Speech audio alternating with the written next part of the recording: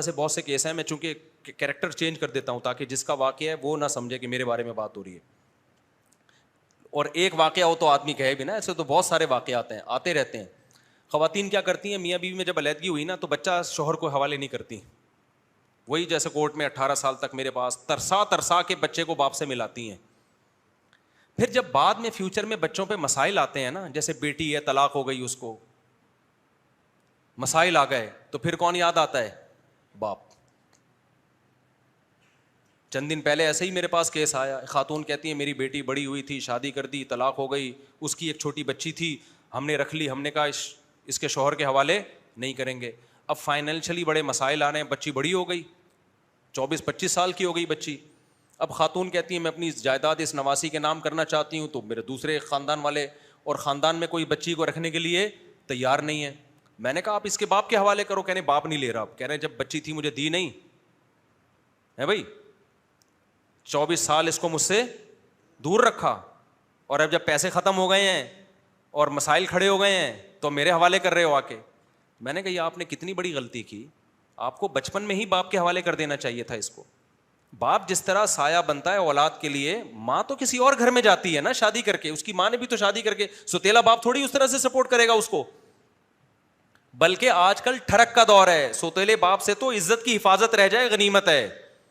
سب کی میں بات نہیں کر رہا کسی کے آپ شک کرنا شروع کر دیں, سوتیلے باپوں کی تو کمپلینز آ رہی ہیں, وہ تو غلط نظروں سے اس بچی کو دیکھنا شروع کر دیتے ہیں.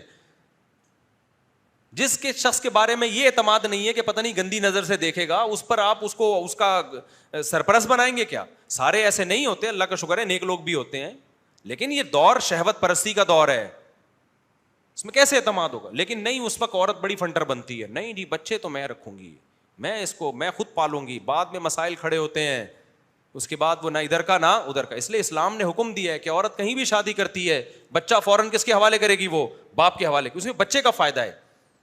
اب بچی اتنی بڑی ہو گئی, نہ وہ باپ سے مانوس ہے, اور باپ کروڑ پتی ہے لیکن اس کے پیسوں سے فائدہ نہیں اٹھا سکتے. وہ کہے گا جب میں مانگ رہا تھا دے نہیں رہتے, اب پیسے کم ہو گئے تو مجھ سے بھیک مانگنے کے لیے آ گئے ہو.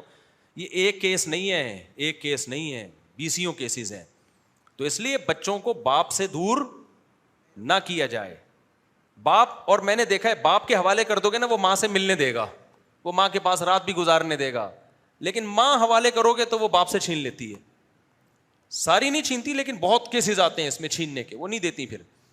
تو اسی طرح یاد رکھو, میاں بیوی میں اگر ماں بچی کو باپ کے خلاف ورغلانا شروع کر دے نا کہ تمہارا باپ ایسا, کل یہ بچی بگڑے گی, باپ اس کو کنٹرول نہیں کر پائے گا. کل تمہیں ضرورت پڑے گی اس اپنے شوہر کی, باپ کی ضرورت پڑے گی کہ اب اس کے معاملے میں آپ انوالو ہوں, اس کی کیئر کریں, تو وہ نہیں, کیونکہ آپ نے اس کے دل میں باپ کی عظمت پیدا ہی نہیں کی ہے. باپ چرسی ہو, ہیروئن چی ہو, جیسا بھی ہو, بیٹیوں کے لیے بڑا غیرت مند ہوتا ہے. وہ جان پہ کھیل کے بیٹیوں کی عزت کی اور اس کے فیوچر کی فکر کرتا ہے. وہ مائیں یہ بات نہیں جانتی, وہ تھوڑی بہت آڑی ترچی خامیاں اس کی دیکھ رہی ہوتی ہیں کہ یہ تو دوستوں میں گٹر کے ڈھکن پہ بیٹھا رہتا ہے, یہ کیا تربیت کرے گا. او بھائی جیسا بھی ہے اس کی بیٹی ہے وہ.